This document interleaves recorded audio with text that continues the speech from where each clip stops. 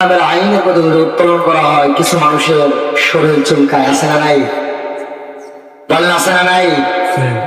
আল্লাহ রাসূল সাল্লাল্লাহু আলাইহি ওয়াসাল্লাম যখন কোরআনের দাওয়াত দেয়, ইসলামের দাওয়াত দেয়, কালেমার দাওয়াত যখন মানুষের কাছে দেয়, তখন সেই জামানায় কিছু কাফের ছিল যারা আল্লাহ রাসূলের পথে, কোরআনের পথে, কালেমার পথে বাধা দিতেন।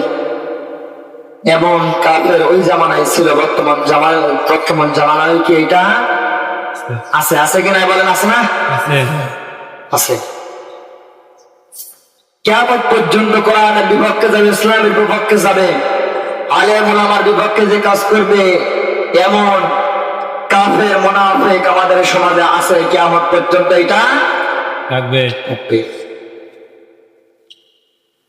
যদি হিন্দু খুঁজতে হয়, মুসলিম খুঁজতে হয়, তাহলে ভারত, হিন্দুস্তান বা বাইরের যেগুলো ইহুদি খ্রিস্টান রাষ্ট্র আছে, ওইগুলাই কাফের মুশরিক এগুলো পাওয়া যাবে।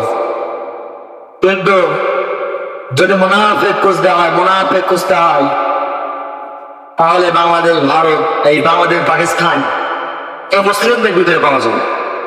কারণ কাফের তৈরি হয় যারা সরাসরি কোরআনের বাধা দেয়, কাফের তৈরি হয় বা কাফের তারা যারা কোরআনের পথে, ইসলামের পথে সরাসরি বাধা দেয়।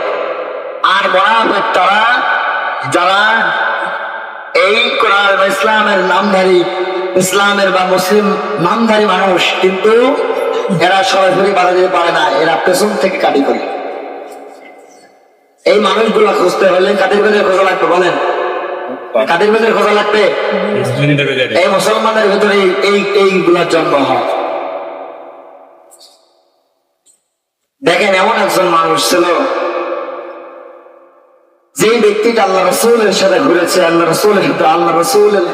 রাসূল যেখানে সফরে যেতেন, সে তিনার সাথে সফরে গিয়েছেন, তিনার সাথে একই বিছানায় ঘুমাইছেন, একই পাত্রে খাবার খাইছেন, রাসূলের পেছনে ইমাম মুয়াজ্জিনের পাশে দাঁড়ায় রাসূলের পেছনে নামাজ পড়েছেন। আচ্ছা বলেন, এই এমন একজন ব্যক্তি জাহান্নামে হবে, এটাকে মানায়? বলেন, মানায়? রাসূলের সাথে কি করেছেন? খেয়েছেন? এগুলোতে কি খাইছে?